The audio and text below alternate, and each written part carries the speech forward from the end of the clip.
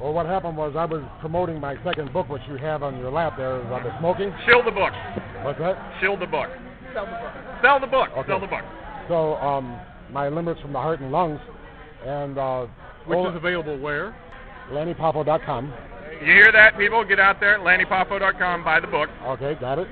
And then he wouldn't say a word to me while I was on there, but as soon as he hung up, he knocked me, he knocked my brother, he knocked Meltzer, he knocked everybody, this guy, that guy, yeah, they're a bunch of crap.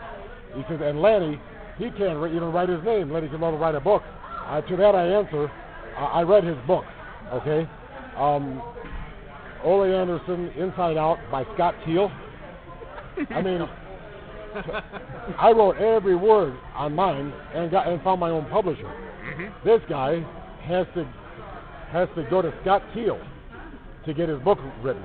You see what I mean? Do you see the difference there? There's a slight difference. Okay, there's only two guys that I know of actual wrestlers that actually wrote their actual books actually, and that is Mick Foley and Lanny Poffo, and that's it. Okay? Now, Ole Anderson, you have a big mouth and a small dick, and here's why. Here's what happened. Back in Charlotte, North Carolina, they're running 3 shows a night, okay? And Ric Flair, his show always sold out, just sold out. I'm talking about Charlotte territory, 1976 and 77. I was there a year and a half. Okay, but Ole Anderson and Gene Anderson versus Dino Bravo and Tim Woods or anybody always drew the minimum, okay? But I noticed that Ole would always kiss Ric Flair's ass whenever they met in Greensboro, but whenever he was in these towns by himself, he used to knock Ric Flair, and so I finally couldn't stand it anymore because I like Ric Flair. So he says, the difference between Ric Flair and me is that we convince the people and Ric Flair just entertains them. That's when I couldn't take it anymore, even though I'm a young punk full of pimples. And I said, Ole, tell me how you can entertain an empty chair. And he says, you have no business talking to me like that, because in the business I'm here and you're here. I said, then why can I eat a bowl of soup off your head? So now we're in Spartanburg, South Carolina, and we're having a battle royal of tag teams. And Ole said, we're going to teach you a lesson today. That's when he gets Gene Anderson, and they don't even tell me they're shooting, right? Gene Anderson gets behind me, picks me up, and throws me down, and I tried a working sit-out, but he wasn't letting me go. So it occurred to me, ding, ding, ding, ding, he's serious. So I did a shooting sit-out. Boom, now I'm on top of him. I do a head and arm lever and a deep waist. I get him on his back. I would have put the sugar hold on him, but I like the guy. Okay?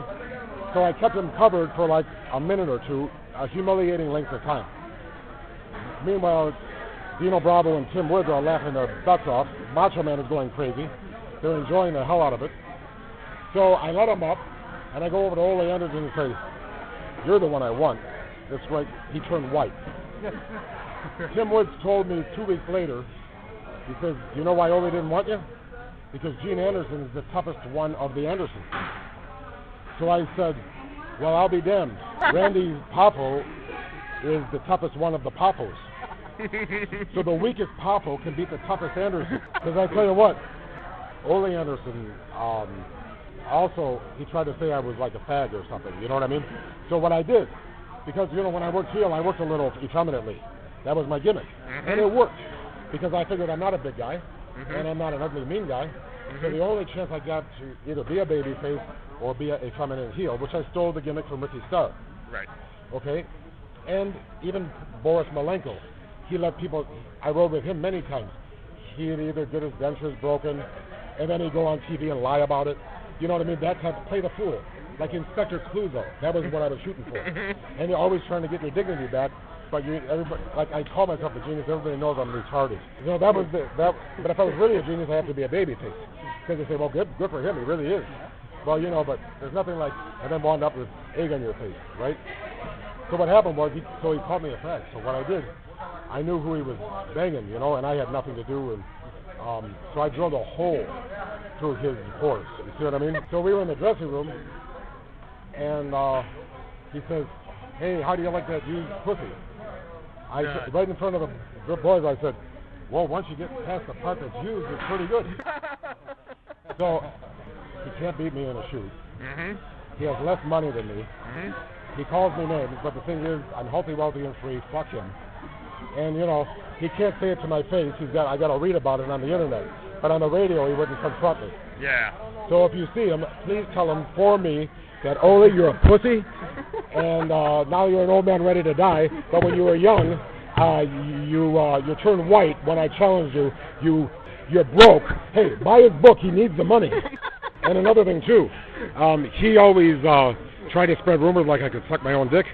Okay, well, guess what? Okay, I admit to doing that, but here's the deal. How many illegitimate children have you not raised? Okay? Because you don't wear a condom because they don't make them that small? Play this for Ole, please. And Ole, I know you're about to die, but before you die, and I know you look bad, okay? But please, go fuck yourself before you die. I mean, honestly, go fuck yourself and goodbye. Bravo.